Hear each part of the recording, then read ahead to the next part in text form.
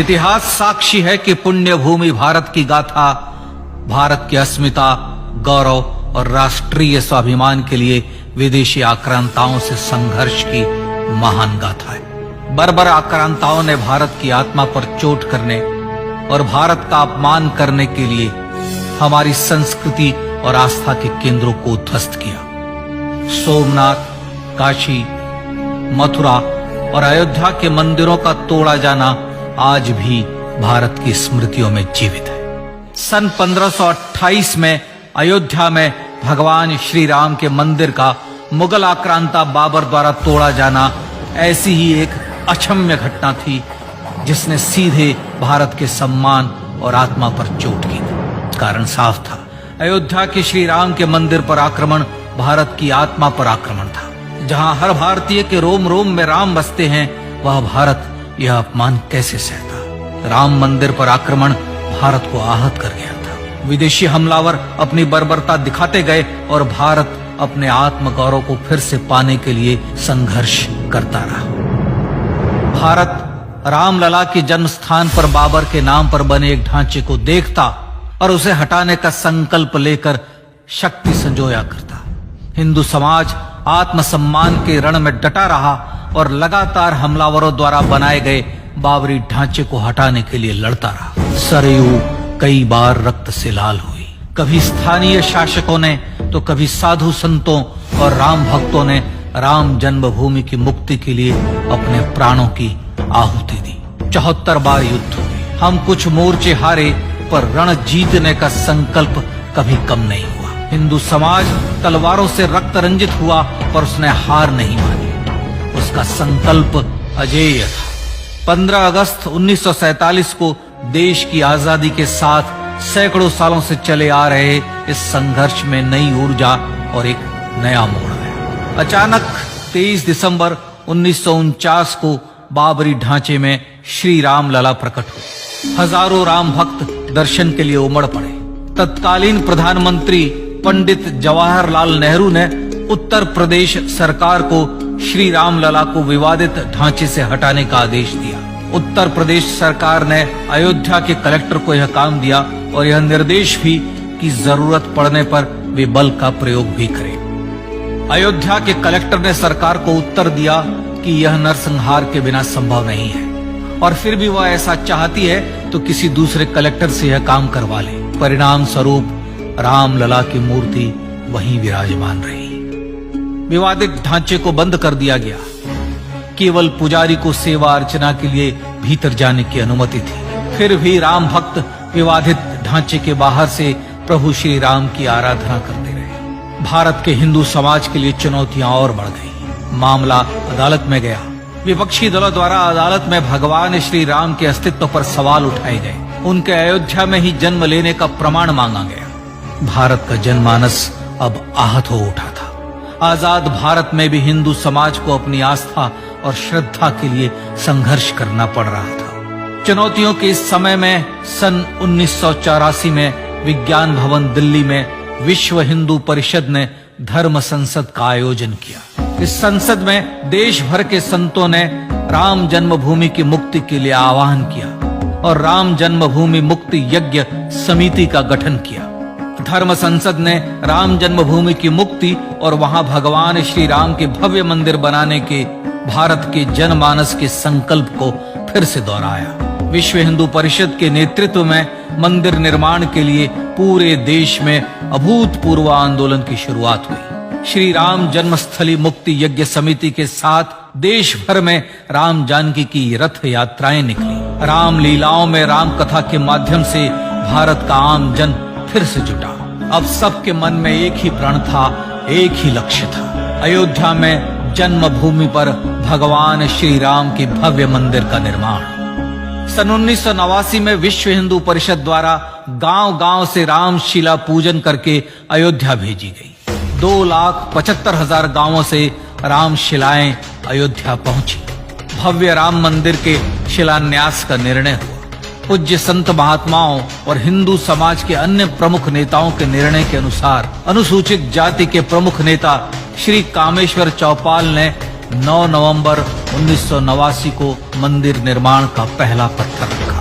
राम जन्मभूमि पर मंदिर निर्माण के लक्ष्य की पूर्ति के लिए सन 1990 में सोमनाथ से अयोध्या के लिए श्री लाल कृष्ण आडवाणी ने रथ यात्रा की शुरुआत की। देश में जन भावनाओं का ज्वार उमड़ने लगा। श्री लाल कृष्ण आडवाणी के रथ यात्रा के साथ साथ मंदिर के लिए जन समर्थन बढ़ने लगा और छद्म सेकुलरवाद बेनकाब होने लगा। इस जन आंदोलन को रोकने की तमाम कोशिशें हुई पर सब व्यर्थ हुई। विश्व हिंदू परिषद ने देशवासियों से अयोध्या में जन्मभूमि पर मंदिर निर्माण के लिए 30 अक्टूबर और 1 नवंबर 1990 को कार सेवा का आह्वान किया। परिणाम स्वरूप लाखों राम भक्त कार सेवा के लिए देश के कोने कोने से अयोध्या आए। इससे देश की एकात्मता का विराट दर्शन हुआ। कार सेवकों को रोकने के लिए उत्तर प्रदेश के तत्कालीन मुख्यमंत्री श्री मुलायम सिंह यादव ने अयोध्या में परिंदे को भी पर न मारने देने की घोषणा की। स्थितियां गंभीर हो गई। अयोध्या से 200 किलोमीटर दूर रेलगाड़ियां रोक दी गई। अयोध्या युद्ध भूमि बना दी गई। मार्ग बंद, रेल बंद, चप्पे चप्पे पर पुलिस। अयोध्या सैनिक छावनी में बदल गई। राम नाम पर ऐसी पाबंदी कि अर्थी ले जा रहे लोगों तक को रोका गया क्योंकि वे राम नाम सत्य कह रहे थे। लेकिन सैकड़ों किलोमीटर की यात्रा कर कार सेवक अयोध्या पहुंचने लगे। राम के गीत गाते, होठों पर हंसी और पांव में छाले लिए राम काज के लिए राम भक्त देश विदेश से अयोध्या पहुंच ही गए। कार सेवकों पर गोलियां चली। अनेक कार सेवक शहीद हुए। आजाद भारत में जन्मभूमि पर राम मंदिर के लिए कार सेवकों ने फिर एक बार अपना बलिदान दिया, पर कार सेवकों ने विवादित ढांचे पर भगवा फहरा ही दिया और इस तरह कार सेवा सफल हुई। श्री राम जन्मभूमि आंदोलन ने भारत की सुप्त आत्मा को झकझोर कर जगा दिया था। विश्व हिंदू परिषद ने फिर एक बार 6 दिसंबर 1992 को कार सेवा का आह्वान किया। राम भक्तों को कार सेवा करने देने के लिए अदालत में प्रार्थना की गई, पर अदालत ने कोई निर्णय नहीं दिया। परिणाम स्वरूप बौद्ध, जैन, सिख, स्वामीनारायण संप्रदाय, गायत्री परिवार, हर पंथ मत विचार के हिंदू एकत्र हो गए। छूत अछूत का भेद मिटा, जाति की पहचान मिटी। हम सब हिंदू, हम सब सिंधु बन गए। राम सिंधु में ज्वार उठा और देखते ही देखते 6 दिसंबर 1992 को श्री राम जन्मभूमि से बाबरी ढांचा सदा के लिए हट गया।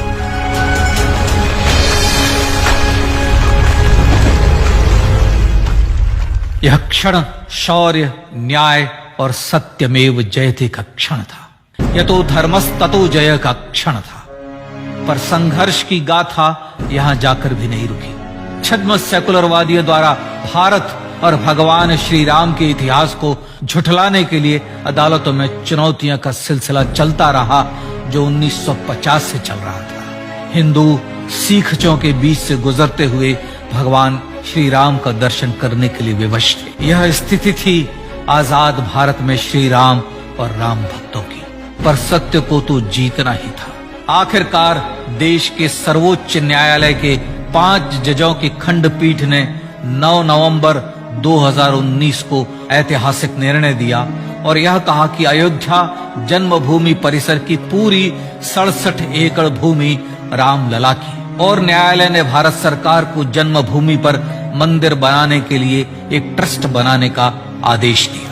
सर्वोच्च न्यायालय के आदेश के अनुसार भारत सरकार ने 5 फरवरी 2020 को श्री राम जन्मभूमि तीर्थ क्षेत्र नाम के ट्रस्ट का गठन किया और राम जन्मभूमि न्यास की भूमि जो सरकार द्वारा अधिग्रहित की गई थी, उसे ही नवनिर्मित न्यास को वापस दे दिया गया। 5 अगस्त 2020 को भारत के प्रधानमंत्री श्री नरेंद्र मोदी ने श्री राम जन्मभूमि तीर्थ क्षेत्र के अध्यक्ष पूज्य महंत नृत्य गोपाल दास, राष्ट्रीय स्वयंसेवक संघ के पूज्य सरसंघ चालक डॉक्टर मोहन भागवत एवं उत्तर प्रदेश के मुख्यमंत्री श्री योगी आदित्यनाथ की उपस्थिति में श्री राम जन्मभूमि पर भगवान श्री राम के भव्य मंदिर के लिए भूमि पूजन कर निर्माण कार्य का शुभारंभ किया। इस तरह लगभग 500 वर्षों से राम जन्मभूमि की मुक्ति के संघर्ष का पटाक्षेप हुआ।